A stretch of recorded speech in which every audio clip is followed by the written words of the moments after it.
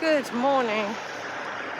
Out today to cover part 2 of our Lost Inns, Pubs and Taverns walk, and we are heading to another outstanding building.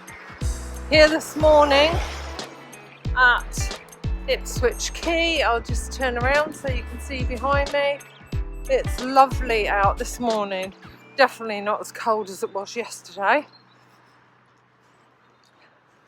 I'm not going to recap on all of the history. You can see that in part 1. And we'll carry on. Enjoy the walk. This stunning building is the Albion Inn on Stoke Street. This is a beautiful Grade 2 listed building dating from the 15th to early 16th century and has seen many alterations during its time. The building was much larger and part of it was demolished when Vernon Street was built in the 1860s. Prior to this, the main route through town was on Bell Lane to the right of the building. It's had a couple of names, like most pubs. It was known as the Stone or Less Stone. I don't know if that was possibly 2 different name changes. And also called the Bluebell and the Star. I'm going to go over and take a closer look. I just wanted you to see the building. I'm going to wander down so we can have a look at the rear and see what's behind. I can remember walking past this and driving past on several occasions when this building was in quite a state of disrepair, and records suggest that it was still open at that point. Personally, it looked as though it hadn't been lived in for years. So you can see it's quite an expansive pub. This was all absolutely lovingly restored, and I came past. It has been given that old feel, even though it's now taken over by Gwynno and Sons funeral directors. They have given it that old pub feel with the obscure glass, which I think is lovely. You can see, if I stand to a certain angle, you can see where it says glasses only on that entrance door, which is lovely. I'm assuming this door is the door to the upstairs.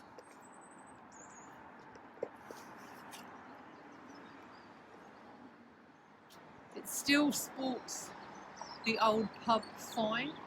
This was again a cobbled pub.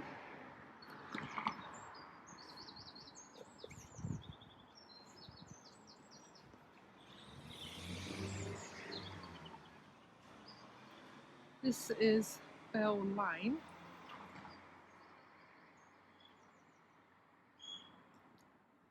Which is a throughway which now goes up to housing, as you can see. And you can see how far the building goes back. It's a beautiful old Tudor building. In the early days, the inn could have only been reached by the ford, which on many occasions wasn't possible. And until its closure in 2007, this was apparently the oldest operating licensed premises in Ipswich.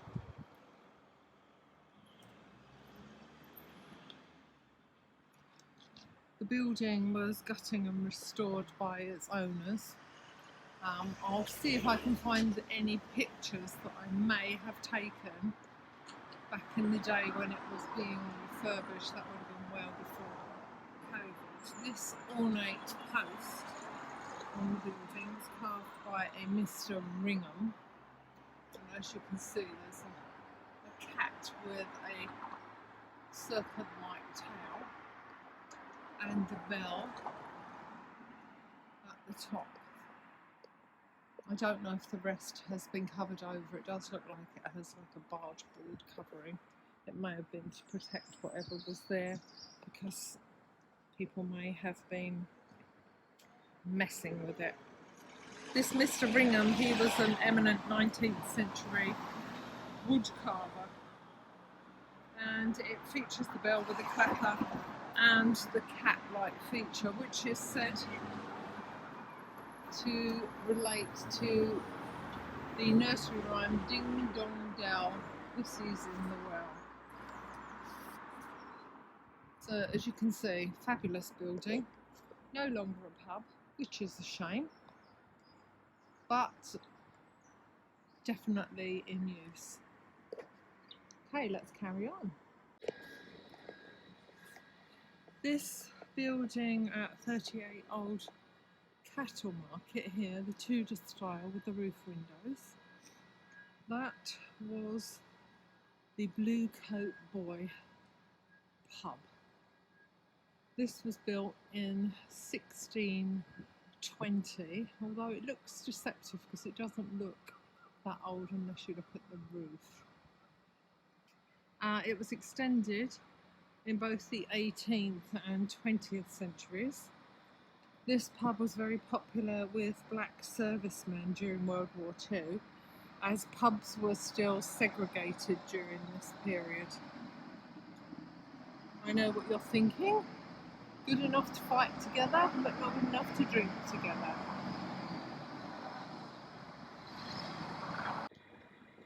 I'm not sure I agree with that. However, we have now moved on, thankfully.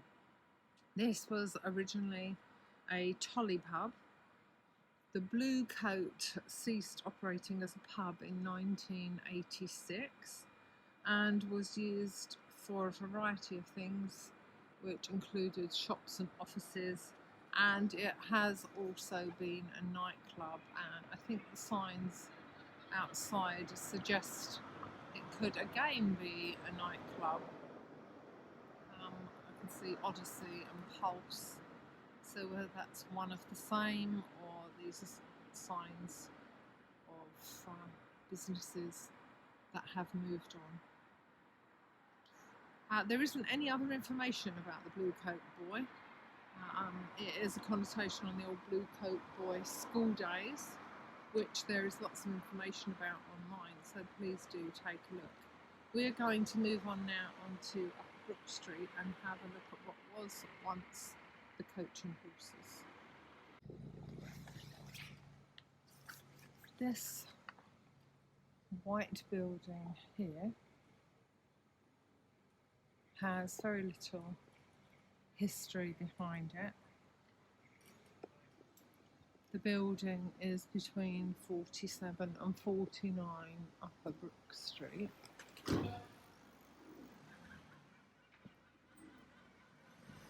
And there's very little information on this establishment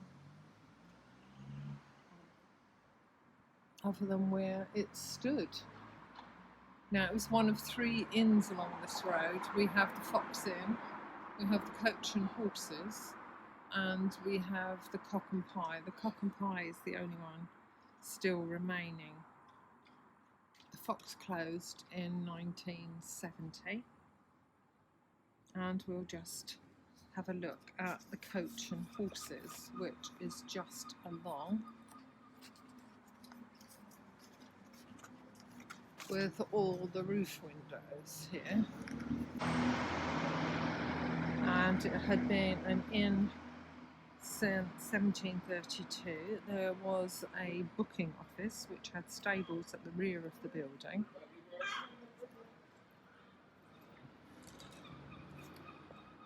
Just cross over so we can have a look.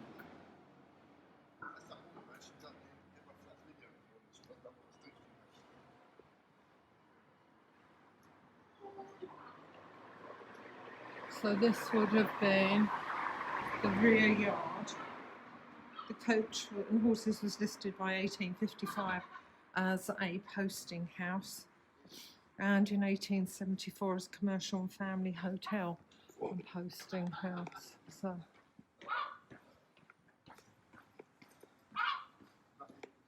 turn around and have a look. It was a staging post for the old blue a coach which ran from Gracechurch Street to London and onwards to Saxmundham and Beccles. The booking office and stables were here at the rear. So possibly a yard out the back. I doubt we'll see anything now, as it was hundreds of years old. Okay, let's move on. Right here on the junction of Elm and Museum Street, in this rather sort of Art Deco-ish looking building, stood the Black Bell Inn. Now it stood right on this corner. It has since been demolished, and the pub was built in 1752 but wasn't demolished until 1936. So it stood here for quite a while, although I do wonder if any of the residents that live around here now would remember its existence as it came down in 1936. We are going to move on now. Some of the other pubs that we are going to go and see are a little further out, but we'll go and take a look.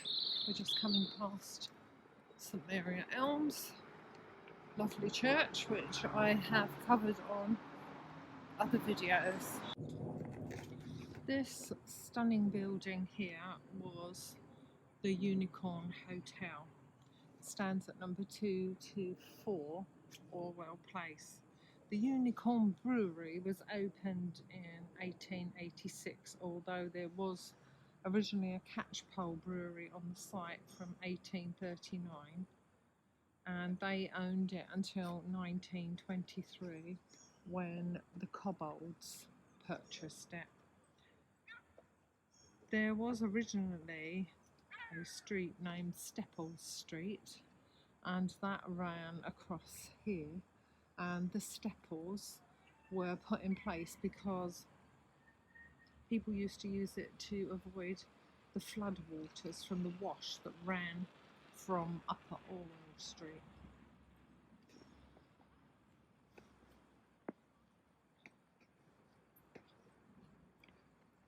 The brewery here on Foundation Street was closed in the 1960s when production was moved to Cliff Key Brewery. The Unicorn here continued as a pub, and it poured its last pint in 1977. This building here, which was the original brewery, as you can see, has been restored and it has been turned into residential apartments, although it does still bear the Unicorn Brewery sign up there, and it has its original flagpole. I'll just come in so that you can see it a little clearer. There we go. It's lovely to see that they kept this old industrial building and made use of it. It would have been terrible to tear it down. And just as an aside, right beside the Unicorn Brewery, there's a little garden, and that's the Blackfriars Monk Monastery ruins if you're in town and you want to go and have a look. Just going to go round the front of the building, now housed by a wedding shop. There we go, it's that glass recycling bin again. I would be ever so disappointed if I came out and I didn't get at least one on every visit. So the building actually looks quite narrow to be an inn. I'm sure it goes back quite a way, but still bears the sign. Quite a lovely building. Just across the road so that you can see the building in all its glory. Quite a lovely building. Sadly, no longer in operation as a pub or brewery. This was the site of the old Neptune Inn at 86 4th Street. Parts of this building date back to the 15th century, originally a merchant's house. It became an inn during the 18th century, also bought by Cobbold in 1845, who unfortunately sold a lot of the old features such as the linefold panelling and internal canopy and carved beams. Linefold is just a simple style of relief carving used to decorate wood panelling with a design imitating wood tracery. I have to apologise for the traffic noise, but 4th Street is such an incredibly busy route. The fact that these beautiful buildings are stripped is precisely why we have listed building status now placed on buildings to stop people plundering and removing lots of the beautiful historic features. The Neptune sadly closed in 1937 and it looks to be a private residence, although there doesn't seem to be much activity. It could actually be vacant. You can actually see the Neptune sign on the exterior of the building. It's actually quite well preserved. It may have actually been touched up. And of course, if you have a look at the windows and doors, the doors are fabulous. So definitely worth a visit, although you will have to do this on foot because it is almost impossible to stop along here and you certainly can't park. But another one of our lost pubs visited. I'm not sure if we are in the exact spot. This should be the spot on the corner of Woodbridge and Belvedere Road for the site of the Albion Mills pub.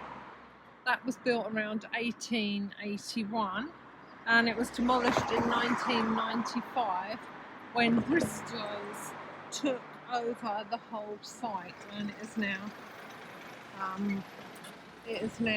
the Skoda dealership at Bristol's.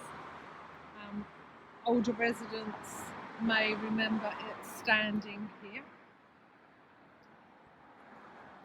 Apparently at Petty Sessions there was a hearing on the 29th of September 1860 at the Albion Mills, and it was refused a new spirit licence. Out of the 24 applications at the time, only 3 establishments were granted licences, and the pub finally got its licence on February 2nd, 1953,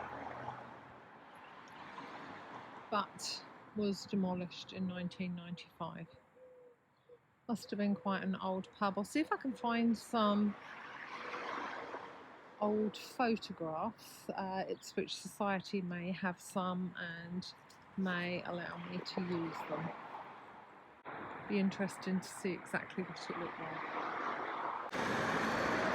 This is the site of the once Haven Hotel and more recently named Crown Hotel.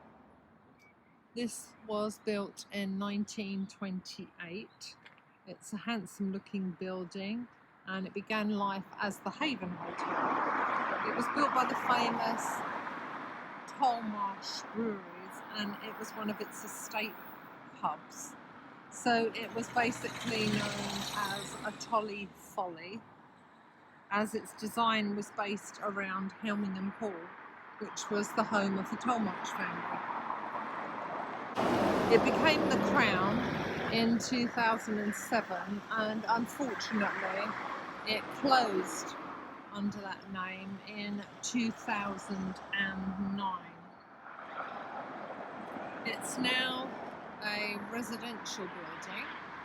It has been beautifully restored, and I'm going to cross the road and just have a wander to have a look at the side of the building. I am mindful this is an incredibly busy road. So you can see how beautifully it's restored, and you can see the roof lines and how they look very much like Helmingham Hall. I have to say that the restoration work is beautiful on this building.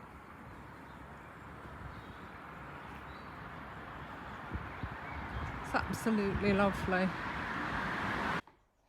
This is the Steam Packet Inn at number 2 to number 4 Duke Street. It was built in the mid-18th century on the site of the Three Compasses. The pub closed in 1960. You can still see the signage, which I feel is a great nod to the original building. The pub had a coal stove in the bar with an iron chimney that went up through the roof. It was also owned by Cobbold Brewery and was clearly part of those 308 pubs that were in Ipswich. I'm having to use photographs. I did want to video, and unfortunately at the moment we have major gasworks going on Duke Street, and it's almost impossible to video due to the amount of noise, and it's almost impossible to stop there as well and walk along. So I have these selection of photographs which would show the current building and also past times when the building was in use, and these have been graciously loaned to me by Boris Van Loon of Ipswich Lettering, who does some fabulous writings on our historic buildings, so please do check him out.